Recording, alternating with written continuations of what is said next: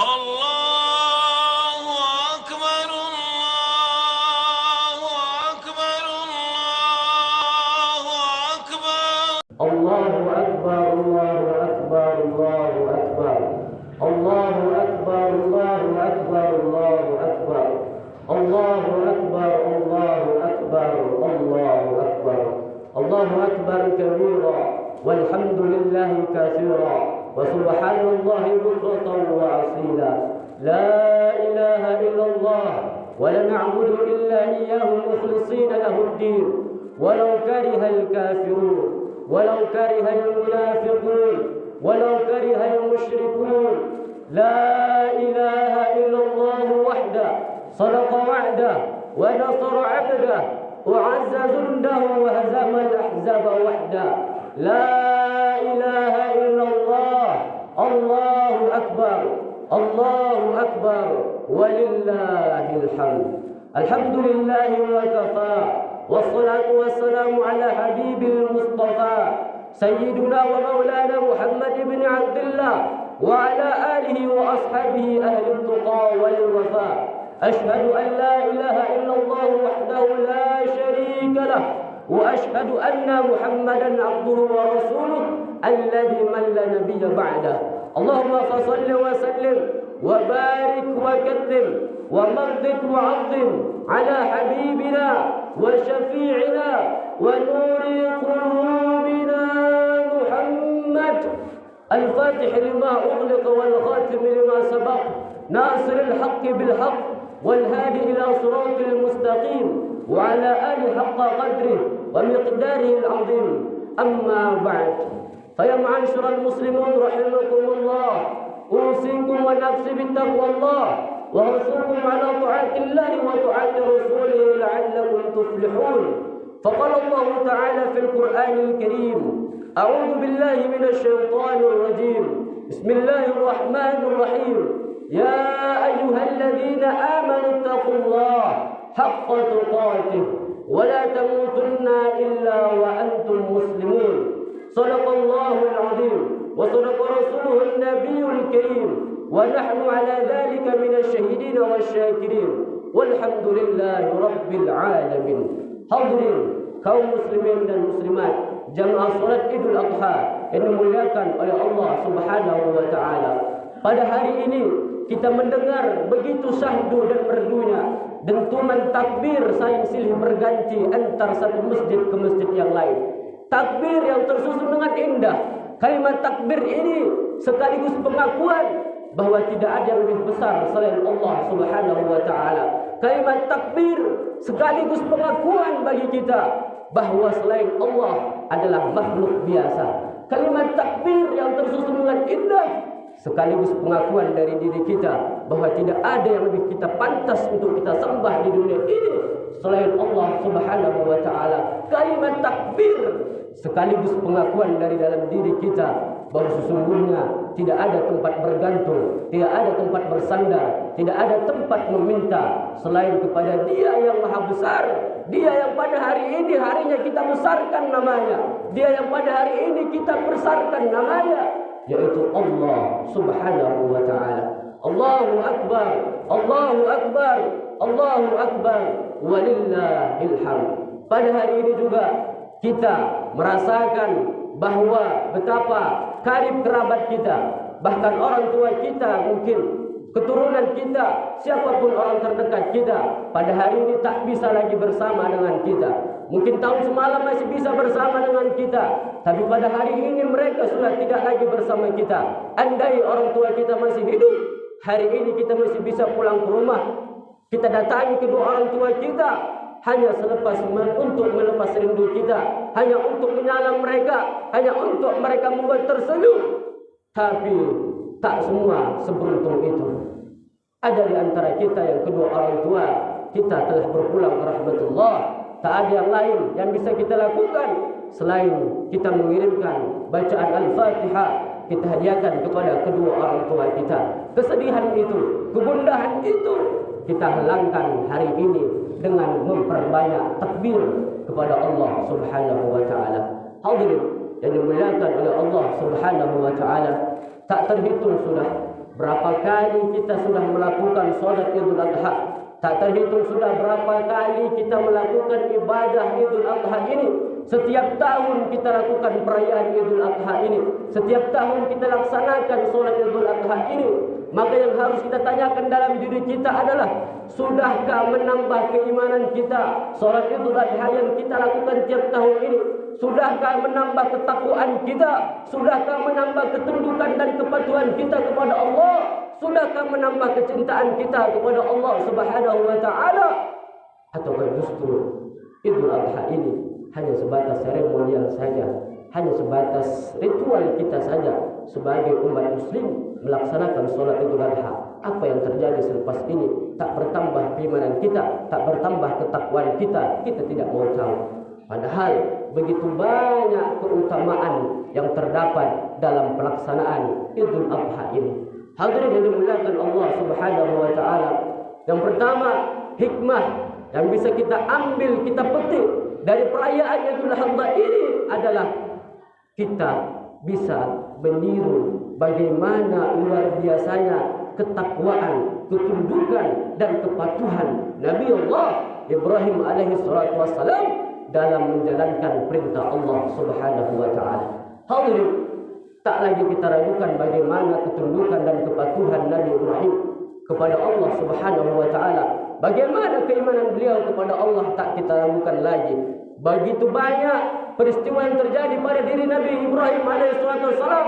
Pada puncaknya inilah yang kita peringati hari ini, yaitu bagaimana tunduk dan patuhnya Nabi Ibrahim kepada Allah. Tatkala putra yang telah didoakan selama 89 tahun, kata Imam Ibnu Katsir dalam kitab tafsirnya, 89 tahun Nabi Ibrahim meminta keturunan. Rabbi habli minas salihin. 89 tahun tak pernah putus doa, 89 tahun tak pernah putus harapan kepada Allah. Tetapi tatkala Allah mengabulkan doa itu, tatkala Allah memberikan Nabi Ibrahim putra, tatkala itu pula lah Allah memberikan isyarat dalam mimpi Nabi Ibrahim untuk menyembelih putra kesayangannya, untuk menyembelih putra tercintanya, untuk menyembelih seseorang yang lama-lama dinanti. Allah abadikan peristiwa ini dalam Surah As-Saffat ayat 102.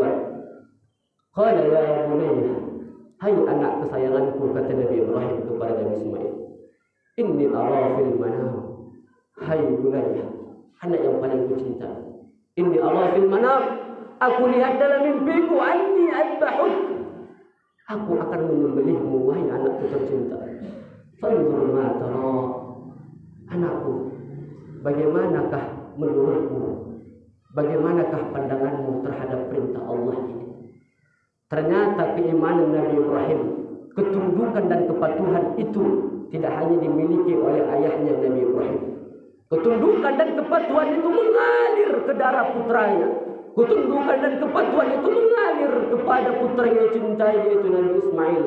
Ketika sang ayah Nabi Ibrahim berkata seperti ini kepada Nabi Ismail, Nabi Ismail dengan tenang berkata, qala ya abadi al ma tu'mar, satajuni insyaallah minas sabirin. Wahai ayahku, wahai ayahku yang tercinta, if'al ma tu'mar, lakukanlah apa yang diperintahkan Allah Subhanahu wa taala. Satajuni insyaallah minas sabirin, insyaallah engkau akan mendapatiku sebagai orang yang sabar. Hadirin, Sayyid Qutb dalam kitab Tafsir fi Dilayil Quran mengatakan bahwasanya ini hanya sebatas isyarat Allah kepada Nabi Ibrahim. Ini masih sebatas isyarat, belum sampai kepada perintah. Allah memberikan isyarat dalam mimpi Nabi Ibrahim untuk menyembelih anaknya, masih sebatas isyarat. Tapi kita lihat bagaimana ketundukan dan kepatuhan Nabi Ibrahim. Si isyarat itu justru beliau anggap sebagai perintah dan beliau tidak membantah kepada Allah Subhanahu wa taala. Tidak ada cerita apakah anak itu dia cintai, apakah anak itu dinanti lama-lama. Tapi kalau sudah perintah Allah, sami'na wa ata'na, kami dengar ya Allah dan kami taat ya Allah. Pengorbanan kita hari ini tak lagi seperti Nabi Ibrahim. Pengorbanan kita pada saat ini tak lagi seperti Nabi Ibrahim harus menyembelih putra kita. Tapi pengorbanan kita pada saat ini adalah membesarkan Allah dalam diri kita. Sedangkan azan berkumandang saja kita tak mau berkorban untuk mendatangi masjid Allah. Sedangkan perintah kurban saja, walaupun kita sanggup, terkadang kita tak mau mengeluarkan harta kita. Sedangkan masjid membutuhkan saja, kadang kita punya harta tapi kita bakhil untuk mengeluarkan harta itu. Pengorbanan kita pada saat ini tak seberat pengorbanan Nabi Ibrahim, harus menyembelihkan anaknya yang ia cintai, yang ia sayangi. Tak lagi kita ragukan betapa perintah ini amat sangat besar, amat sangat luar biasa perintah ini. Tapi tanpa keraguan, tapi tanpa ada kata banyak lagi, Nabi Ibrahim melaksanakan perintah isyarat yang diberikan Allah tersebut. Pengorbanan kita pada hari ini tidak lagi mengorbankan keturunan kita, tidak lagi mengorbankan orang-orang terdekat kita. Pengorbanan kita saat ini hanyalah membesarkan agama Allah. Pengorbanan kita saat ini adalah untuk mendatangi masjid Allah. Kita bantu rumah-rumah Allah, kita bantu agama Allah. Tapi memang luar biasa tertipunya kita pada saat ini. Untuk berkorban seperti itu pun kita masih pikir-pikir. Untuk berkorban mengeluarkan harta kita di jalan Allah pun kita takut rugi. Untuk memperjuangkan agama Allah pun kita dengan sanggupnya berkata tidak ada waktu. Hadirin, ini dimuliakan Allah Subhanahu wa taala. Maka hikmah yang pertama yang kita dapatkan dari peristiwa ini adalah bagaimana ketundukan, kepatuhan, ketakwaan dari Nabi Ibrahim kepada Allah Subhanahu wa taala. Setiap hari Jumat kita diingatkan oleh ustaz-ustaz kita, alim ulama kita untuk bertakwa kepada Allah. Apakah takwa itu? Ulama mengatakan dalam kitab Nasihat Diniyah, takwa adalah ibaratun an imtithali awamirillah wa ijtinabi nawahihi zahiran wa batinan. Takwa adalah tatkala kita mampu menjauhi larangan Allah, kita mampu mengerjakan perintah Allah, zahir dan batin. Zahir kita, batin kita tunduk dan patuh kepada Allah. Kenapa? Karena takwa itu letaknya tidak di lisan. Takwa itu letaknya tidak pada pakaian. Takwa itu letaknya tidak pada fisik kita. Tapi takwa itu di mana? Nabi SAW mengatakan, at-taqwa hahuna, at-taqwa hahuna, sambil menunjuk qalbul beliau. Takwa itu ada di hati. Takwa itu ada di hati. Hati yang dipenuhi dengan takwa, hati yang dipenuhi dengan tunduk dan patuh kepada Allah, maka fisik pun akan ikut tunduk dan patuh kepada Allah Subhanahu wa taala. Hadirin yang dimuliakan oleh Allah Subhanahu wa taala. Kemudian yang kedua adalah hikmah yang kita dapatkan dari perayaan ini adalah bahwasanya silahkan kita cintai siapapun yang kita cintai, tapi ingat, jangan sampai cinta kita kepada makhluk mengalahkan cinta kita kepada Allah Subhanahu wa taala. Inilah yang ditunjukkan Nabi Ibrahim kepada kita. Betapapun beliau mencintai keturunan beliau, betapapun beliau mencintai putra beliau, tetapi ketika Allah telah memerintahkan beliau, tidak ada kata yang lain selain mengerjakan tersebut. Ini karena cinta yang amat sangat besar kepada Allah Subhanahu wa taala. Walladzina amanu asyaddu hubban lillah.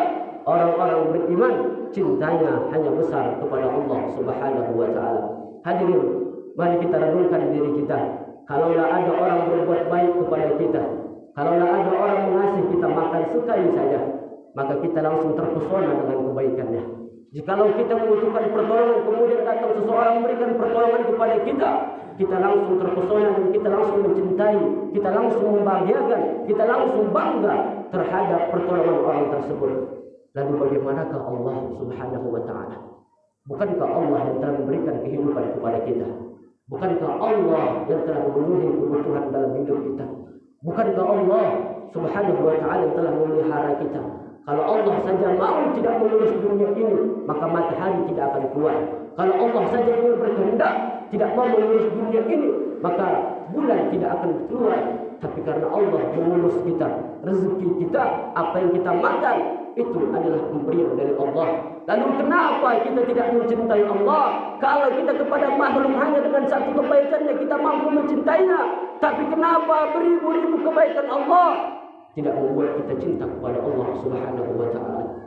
Tidakkah kita mendengar firman Allah Subhanahu wa taala ketika Allah Subhanahu wa taala berfirman, "Wa may ya'mal su'an aw yadhlim nafsah." Siapa orang yang berbuat kezaliman, kata Allah, siapa orang yang berbuat keburukan, siapa orang yang berbuat dosa, kata Allah Subhanahu wa taala, "Tsumma yastaghfirullah," kemudian dia beristighfar kepada Aku, kata Allah, "Lawallaha ghafurur rahim," maka engkau akan mendapati Aku akan mengampuni segala dosa-dosa. Hadirin, kita kalau punya salah kepada manusia, mungkin sekali dia akan memaafkan kita. Kita punya salah lagi kepada orang sama, kedua kali dia mulai berpikir untuk memaafkan kita. 3 kali kita melakukan kesalahan kepada orang yang sama, mungkin dia telah menghapus nama kita dari kehidupannya. Bahkan dia sudah muak melihat kita. Tapi berbeda dengan Allah, tak terhitung dosa yang kita lakukan tiap hari. Sudah tak terhitung maksiat yang kita lakukan tiap hari. Sudah tak terhitung mata ini melihat yang haram tiap hari. Sudah tak terhitung telinga kita ini berapa kali melanggar perintah Allah. Tapi apakah Allah mencabut nikmat semua itu dari diri kita? Bahkan Allah masih menyediakan makanan kepada kita. Bahkan Allah masih menyediakan umur kepada kita. Bahkan Allah masih menyediakan usia kepada kita. Bukankah ini cintanya Allah yang amat sangat luar biasa kepada kita? Hadirin, mari berusaha kita untuk mencintai Allah. Mari berusaha kita untuk kembali kepada Allah. Tidak ada di dunia ini cinta yang abadi selain kepada Allah. Kita cinta kepada orang, orang akan meninggalkan kita. Ahbib ma syi'ta fa innahu mufarriquh. Cintai siapa yang kau cintai. Ingat, kita akan berpisah dengan siapa yang orang yang kita cintai. Ketika seorang suami mencintai seorang istri, tatkala seorang suami meninggal, maka lepas dari yang lahat pun sang istri akan melupakan sang suami. Begitu sebaliknya. Ketika seorang ayah sangat mencintai seorang anak, saking cintanya kepada anak, apa yang minta diberikan, bahkan yang tidak mampu pun diberikan kepada anaknya, yang tak waktunya pun diberikan kepada anaknya, yang hanya membuat anak lupa kepada agama, yang hanya membuat keturunan lupa kepada Allah. Tapi dengan alasan cinta kepada keturunan, semua diberikan. Alhasil ketika seorang tua meninggal, anak lalai kepada Allah, jangan harap kita akan mendapatkan doa dari mereka. Kenapa? Karena semasa hidup kita tak kita ajarkan mereka dekat kepada Allah Subhanahu wa taala. Hadirin, cintailah Allah dan cintai siapapun karena Allah Subhanahu wa taala. Mudah-mudahan kita mendapatkan cintanya Allah Subhanahu wa taala. Dan terakhir, hikmah yang bisa kita ambil dari perayaan Idul Adha ini adalah bagaimana kita sandarkan kehidupan kita hanya kepada Allah Subhanahu wa taala. Bagaimana Nabi Ibrahim alaihi salatu wassalam tatkala beliau ingin menentang orang-orang yang menyembah selain Allah, tapi Nabi Ibrahim mendapatkan hukuman dibakar hidup-hidup. Nabi Ibrahim dihukum dibakar hidup-hidup. Tapi apa? Ketika Nabi Ibrahim dibakar hidup-hidup, dia serahkan dirinya kepada Allah. Dia serahkan dirinya kepada Raja manusia. Sehingga api yang menyala, api yang mengelilingi beliau, justru kata Allah, "Qulna ya nar, kuni bardan wa salamu ala Ibrahim." Hai api, jadilah kamu dingin. Jadilah engkau dingin. Dan berikan keselamatan kepada Ibrahim. Api yang panas tak membakar Nabi Ibrahim. Api yang menyala-nyala tak menghanguskan Nabi Ibrahim. Api yang menyambar luar biasanya tak membuat Nabi Ibrahim musnah. Mungkin pada saat ini kehidupan kita sering kita mengalami kesulitan hidup, sering kita mengalami bagaikan api mengelilingi kita. Tetangga kita, kawan kerabat kita tak lagi mau menolong kita. Siapapun tak mau lagi menolong kita. Tatkala kita sadar kesendirian, tatkala kita saat tidak ada menolong kita. Tapi ingatlah, masih ada Allah yang masih mau menolong kita. Hasbunallah wa ni'mal wakil, ni'mal maula wa ni'man nasir. Cukuplah Allah pelindung kita, cukuplah Allah penolong kita, dan cukuplah Allah sebagai tempat bersandar kita dalam kehidupan kita ini. Mudah-mudahan Allah menjadikan kita orang-orang yang beriman. Allah menjadikan kita orang-orang yang bertakwa. Puncak orang yang bertakwa adalah wa'lamu annallah ma'al muttaqin. Ketahuilah sesungguhnya orang yang bertakwa itu akan bersama Allah Subhanahu wa taala. Hadirin, kalau kita hidup bersama raja manusia, kita hidup bersama pejabat, maka berapa tahun akan aman hidup kita. Kita hidup dengan orang kaya, kita akan aman hidup kita. Tetapi itu hanya fana, itu hanya sementara, itu tidak akan lama. Tapi bagaimana kita hidup bersama Raja Manusia, hidup bersama Dia yang memiliki langit dan bumi ini, hidup kita bersama Allah Subhanahu wa Ta'ala, maka sudah dipastikan kita akan beruntung dunia dan akhirat. Mudah-mudahan kita lah yang termasuk orang yang beruntung dunia akhirat. Amin ya rabbal alamin. Barakallah li wa lakum fil Qur'anil karim wa nafa'ani wa iyyakum bima fihi min al-ayati wa dhikril hakim. Wa taqabbal minni wa minkum tilawatahu innahu huwal ghafurur rahim.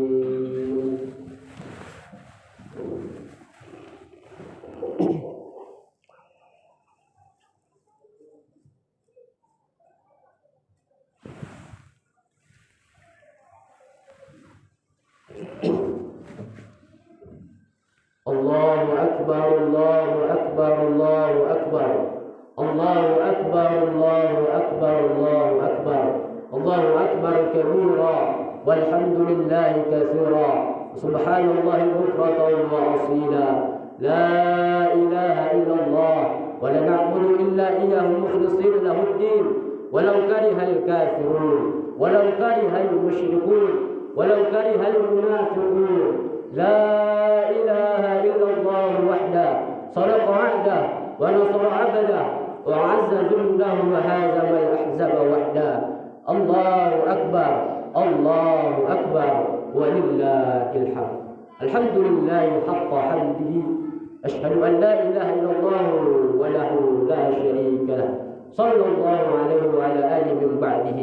أيها الناس، أوصيكم ونفسي بتقوى الله، فإنها شعار المؤمنين ولثار المتقين ووسيلة الله فيكم أجمعين.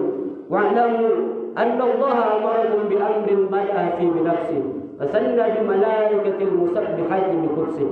فقال الله تعالى في القرآن الكريم: أعوذ بالله من الشيطان الرجيم، بسم الله الرحمن الرحيم. إن الله وملائكته يصلون على النبي يا أيها الذين آمنوا صلوا عليه وسلموا تسليما. اللهم صل على سيدنا محمد وعلى آل سيدنا محمد صلاة تكون لك رضاء والحق عدعا وعلى جميع إخوانه من النبيين والمرسلين والشهداء والصالحين وعن بقية الصحابة أجمعين وعنا معهم برحمتك يا أرحم الراحمين. اللهم اغفر للمؤمنين والمؤمنات والمسلمين والمسلمات الأحياء منهم والأموات برحمتك يا أرحم الراحمين. اللهم لا تدع لنا ذنبا إلا غفرته ولا هما إلا فرجته ولا دينا إلا قضيته ولا مريضا إلا شفيته ونور قلوبنا واشرح صدورنا. اللهم اختم لنا بحسن الخاتمة ولا تختم علينا بسوء الخاتمة. ربنا تقبل منا إنك أنت السميع العليم وتب علينا إنك أنت التواب الرحيم. ربنا آتنا في الدنيا حسنة وفي الآخرة حسنة وقنا عذاب النار. عباد الله، إن الله يأمر بالعدل والإحسان وإيتاء ذي القربى وينهى عن الفحشاء والمنكر والبغي يعظكم به لعلكم تذكرون. فاذكروا الله العظيم يذكركم واشكروا على نعمه يزدكم واسألوا من فضله يعطيكم ولذكر الله أكبر. إلى اللقاء مع السلامة. السلام عليكم ورحمة الله وبركاته.